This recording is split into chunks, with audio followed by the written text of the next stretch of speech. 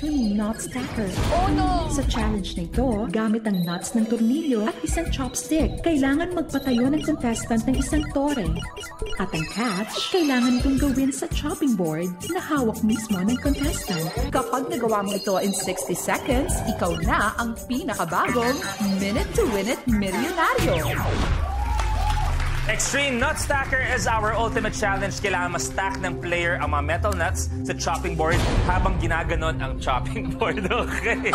Kailangan tumayo ang stack for 3 seconds. Bawal ikalang ang braso sa katawan. So basically, kailangan nakaganyan habang ginagawa ang challenge. Kapag nahulog, all you have to do is put everything back together, then resume the challenge. Pero pag nagawa naman yun in 1 minute, 1 million pesos. And for this, Jaya, you have a minute to win it.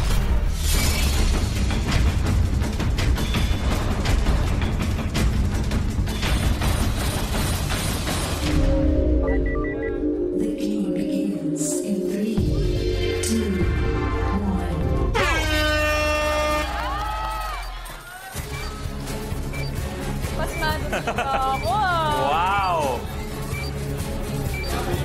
Grabe yung ninig. Grabe siya! Woo!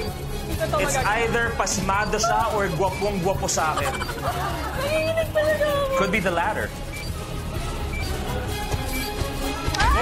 Go, go, go! 35 seconds. Super pasmado. Oh my God. Okay. 30.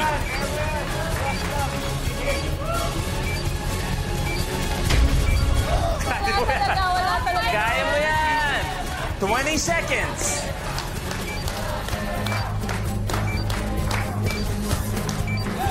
Wala! Laban!